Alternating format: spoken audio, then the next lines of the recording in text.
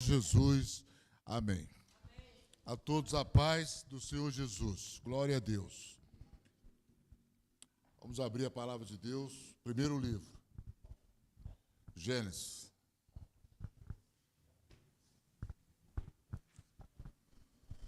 O livro da criação.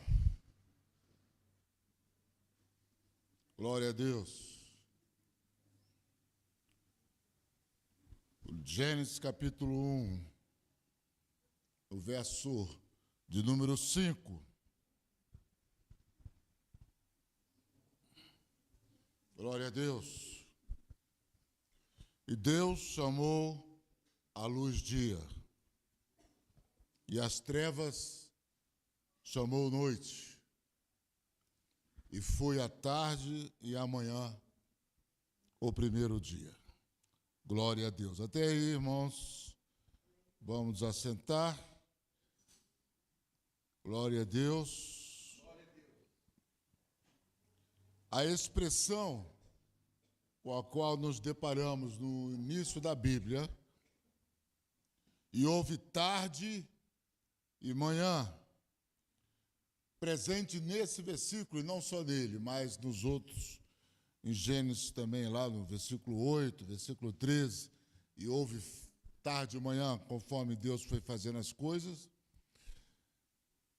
pode soar estranho, e soa estranho, a nossa mente ocidental, ocidentalizada, a nossa mente moderna, que está acostumado a pensar com o início do dia começando pela manhã e terminando à noite.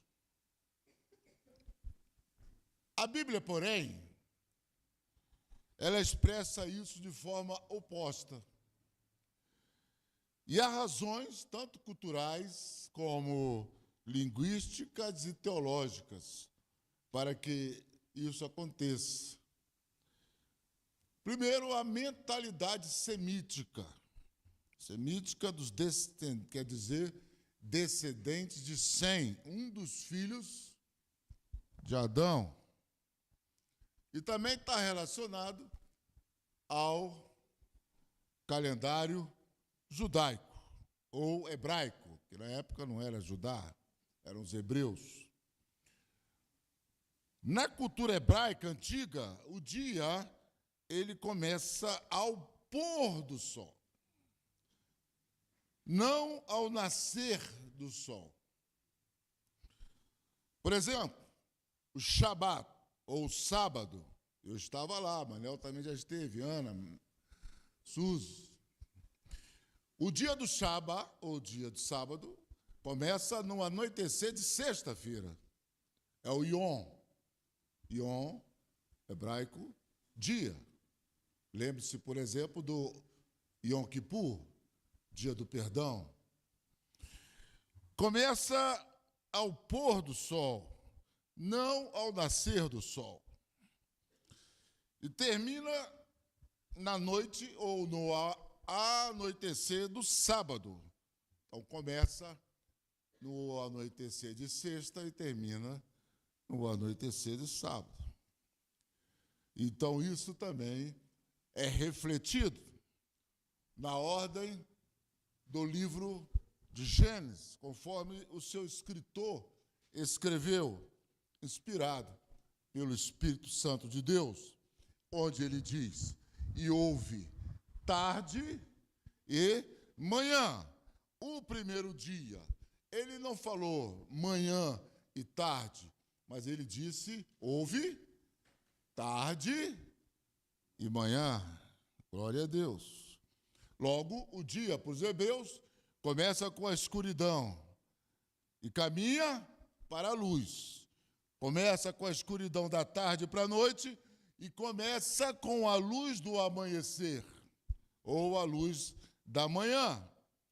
O que traz para nós uma dimensão espiritual e teológica muito profunda. Deus quer falar algo com relação a isso. Para isso, Ele trouxe você essa noite para estar neste lugar, para nos ouvir na internet, de que Deus tem algo a dizer a você, porque a palavra de Deus, ela é viva e eficaz. Ela tem propósitos e ela penetra os nossos corações, as nossas mentes, nosso espírito. Louvado seja o seu nome. A ordem tarde e manhã, então, pode ser vista também como a imagem de um processo redentor de Deus. Da noite para o dia, é um processo de redentor de Deus. Deus está trabalhando e fazendo algo. Lembremos que o mundo, ou a terra, estava sem forma e vazia. Estava debaixo das trevas, ou estava em trevas. Há várias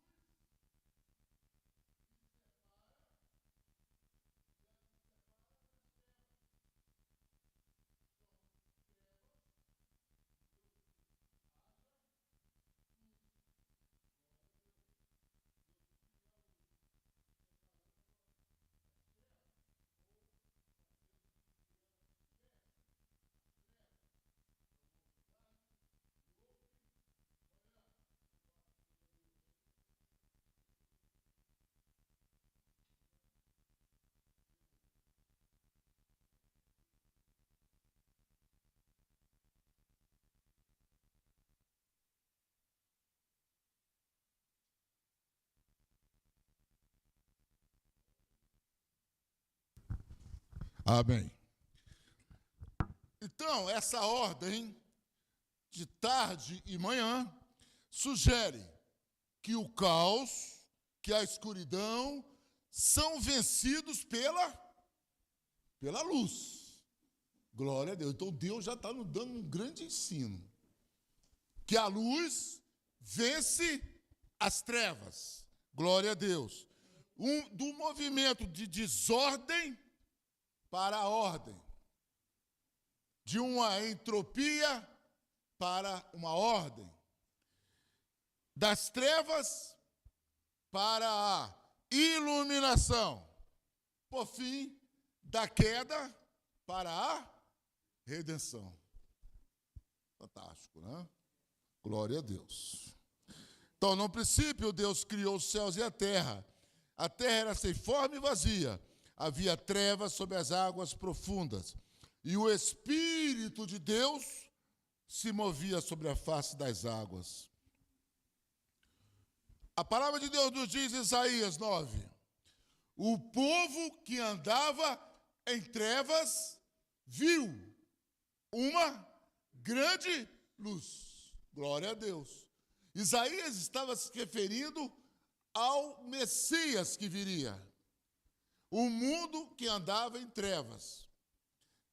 Houve o nascimento do Senhor Jesus. O céu se abriu e miríades de anjos cantavam. Paz na terra a todos os homens, aqueles a quem Deus tem o seu amor, a sua benignidade. Por quê? Porque ali a pior treva que existe, as piores trevas, que é a cegueira espiritual, que faz com que um cego conduza outro cego para que ambos caiam no abismo, estava sendo removida da humanidade, dos povos. Glórias a Deus. À noite, lá em Romanos, Paulo fala assim, a noite vai passando e o dia vem chegando, aleluia. E o dia vem chegando. Nada é mais precioso do que a luz, porque ela nos capacita a enxergar, porque ela nos faz ver. E Jesus disse, eu sou a luz do mundo. Através da luz que é Jesus, nós podemos ver o caminho que é Ele mesmo, de salvação que nos leva para a vida eterna. Um vivo caminho, um caminho de vida que derrubou um muro de separação que havia entre judeus e gentios. E agora, de ambos, fez um só povo, chamado Igreja, a sua noiva amada. Louvado seja o nome do Senhor. Então, desde os tempos imemoriais, o ser humano, ele contempla a existência e ele sempre se pergunta sobre a sua origem, sobre o seu propósito, sobre o seu destino. Sobre isto se debruçaram filósofos, teólogos, poetas, cantores, pensadores, ao longo da história, refletiram sobre o princípio de todas as coisas. E a resposta sempre nos remete aonde? Ao início. No princípio, criou Deus os céus e a terra. Irmão, a Bíblia não discute. A Bíblia não quer provar que Deus existe, mesmo porque só existe aquilo que foi criado. E Deus não existe. Deus, ele é. Todas essas perguntas existenciais do ser humano leva para o princípio de Gênesis. No princípio criou Deus, ou seja, existe um Deus que criou todas as coisas. Existe um Deus que nos criou. Existe um Deus que soprou em nós o fôlego de vida. Existe um Deus que colocou naqueles que creem em Jesus o Espírito Santo. Existe um Deus na pessoa do Senhor Jesus Cristo que irá aparecer um dia na parousia e vai nos levar para que estejamos para sempre com Ele. A resposta sempre vai para isto. Existe um Deus. Existe um Deus ao qual nós daremos conta. Todos que não aceitaram Jesus darão conta. E os que aceitaram Jesus também darão conta no tribunal de Cristo. O Deus que nos vê, o Deus ao qual nós não podemos nos esconder, seja nas fossas marítimas mais profundas, seja na galáxia mais distante, o Senhor, nós estamos diante do Senhor, patente diante dos seus olhos. Não tem como o homem se esconder desse Deus que tudo vê. Louvado seja o seu nome. Deus, em sua infinita sabedoria, Ele deu, então, origem a todas as coisas. Do vazio fez surgir a luz e da luz o equilíbrio perfeito entre o céu e a terra. Por isso que a Bíblia diz que Ele sustenta tudo com a palavra do seu poder. Há um equilíbrio perfeito.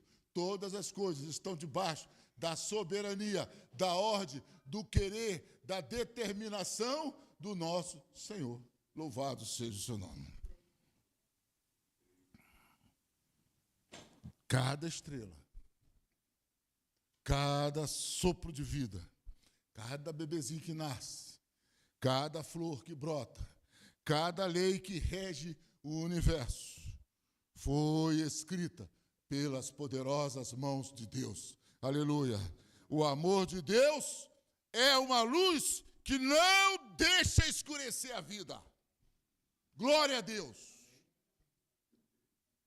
Seu amor, sua misericórdia, a sua benignidade, a sua longanimidade não nos deixa nas trevas. O ritmo, então, tarde e manhã, pode servir e serve como um padrão para a vida espiritual do crente. Grafem isso, do crente. O não crente está nas trevas. Mas a metáfora tarde e manhã, ela é um padrão para a vida espiritual do crente.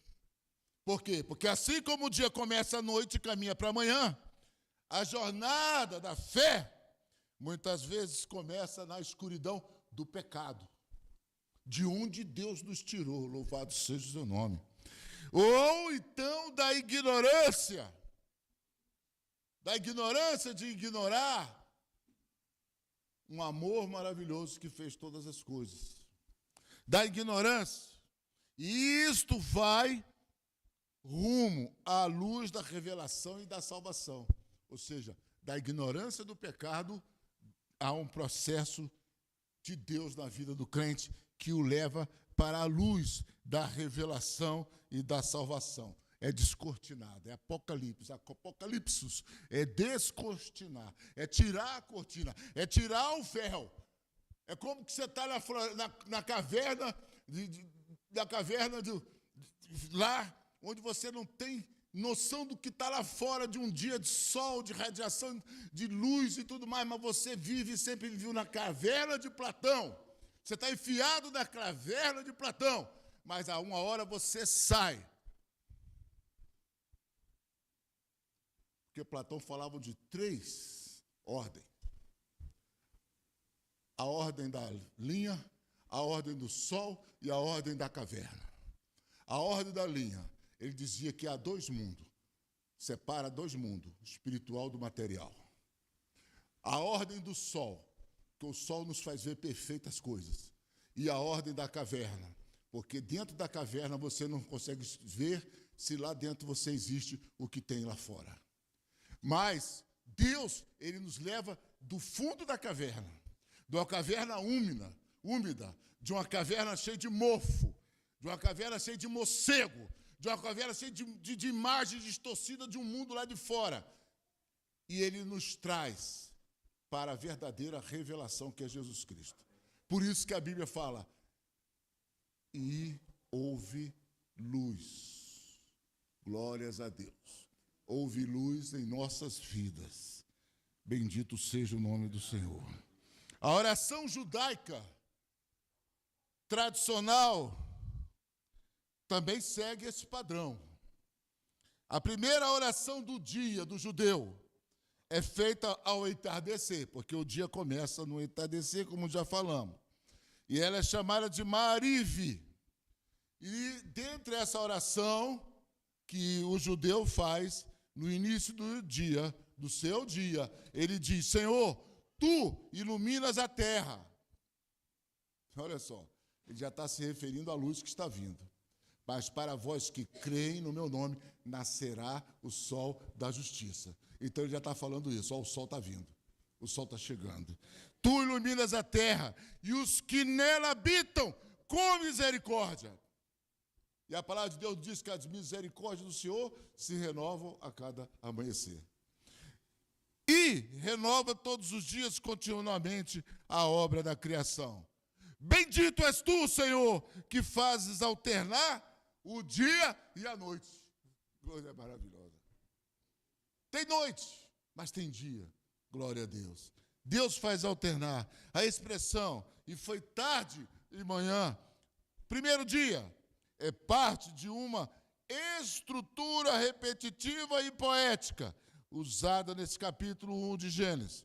Confere, como já disse, confere ordem, ritmo ao relato da criação e ao relato das nossas vidas, como crentes. Glória a Deus. Então, toda a ordem dos céus e todas as coisas que preenchem a terra, em suma, todos aqueles corpos que compõem a enorme estrutura do mundo, não possui uma subsistência sem uma mente.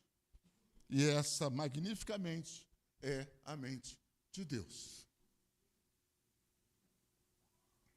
Bendito é o Senhor, que mostra intencionalidade, que mostra progressão na obra criadora, que sugere que cada dia tem um começo e tem um fim delimitados, com uma ordem moral e uma teologia implícita. Por isso que Jesus falou, basta a cada dia o seu próprio mal.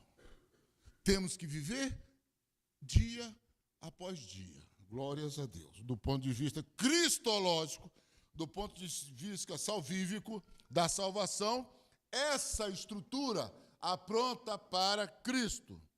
Ele é a luz do mundo, ele, conforme nos fala o escritor, o evangelista João, diz que ele venceu as trevas. Glória a Jesus. A criação, que começou com o ato de superar luz e trevas, antecipa a redenção, em que Deus também separa os que vivem da luz dos que vivem em trevas. Porque chegará o dia que o Senhor fará isso. Os cabritos para o lado, as ovelhas para o lado direito. Para as ovelhas do Senhor, que Ele separou, pagou o seu sangue, vinde benditos do meu Pai, para o reino que está preparado para vós desde a fundação do mundo. Glória a Deus. A Bíblia não fala no princípio? Não fala no princípio? Pois o reino, pois a nossa herança, ela está preparada desde o princípio, desde a fundação do mundo. Tanto a expressão tarde de manhã, que pode soar estranha para o ouvido moderno ocidental, está profundamente enraizada na cosmovisão bíblica, na maneira bíblica de se ver a vida, de se ver o mundo. Está carregado de implicações culturais, teológicas, espirituais e até escatológicas, relacionadas, então, ao tempo do fim. Louvado seja o Senhor. O mundo está em trevas, caminha cada vez para mais trevas, mas Jesus, Ele é a luz que brilha. Glória a Deus. Eu sou a luz do mundo. Eu sou a luz do mundo. Quem crê em mim viverá. Glória a Deus. Quem crê em mim, que sou o dia. E Jesus falou assim, quem anda no dia não tropeça. Quem anda em Jesus, que é o dia, que é a luz, não tropeça. Por quê? Porque a sua palavra, ela é como um farol brilhando nas trevas. Luz para os meus pés, aleluia. Luz para os meus caminhos. Ainda que eu ande pelo vale de sombra e de morte, eu não temerei mal nenhum, porque tu estás comigo, Senhor, e eu estou vendo o caminho para onde eu estou indo. Glória a Deus. E é o que já dissemos aqui uma vez no passado. A Bíblia é um conto que fala de um início num jardim e termina a era, o Ion, que também pode ser traduzido por era, termina em outro jardim. O primeiro jardim, um jardim no Éden. Hoje alguém falando num programa lá, e a mulher falou assim, eu acho que a primeira profissão do mundo foi jardineiro. Eu falei, pimba, acertou, filha. Acertou. A primeira profissão do mundo foi jardineiro. Por quê? Porque a Bíblia diz que Deus plantou um jardim no Éden. E finaliza num novo céu e uma nova terra onde habitará a justiça. No meio, há várias situações no meio. Entre o princípio e o epílogo. Há vários problemas. Há conturbações, comorbidades, lutas, vitórias, derrotas, e por assim vai. Mas Jesus falou, está de bom ânimo, porque eu venci o mundo. Mas Jesus disse, a palavra de Deus disse, que o caminho pode ser difícil, mas a chegada vai valer a pena. Glória a Deus. A chegada, essa é a visão escatológica, irmão. Por isso que a Bíblia manda a gente não desprezar profecias. Porque o que despreza a profecia da palavra de Deus, a profecia da palavra, não é a profecia da caverna, não. Não é a profecia do profeta cavernoso, não. É a profecia da palavra de Deus. se nós estamos fundamentados na profecia da palavra de Deus, nós vamos entender, saber e compreender que a nossa chegada vai valer a pena. Não interessa os distúrbios do caminho, as enfermidades pelas quais passamos, o desemprego pelo qual passamos, as lutas pelas quais passamos, não importa. O que importa é que um dia nós chegaremos num jardim perfeito. E a palavra de Deus diz que Deus, ele será luz, ele será tudo, em todos. Não haverá mais lágrima, não haverá mais dor, não haverá mais sofrimento. Aleluia. Bendito seja o seu nome.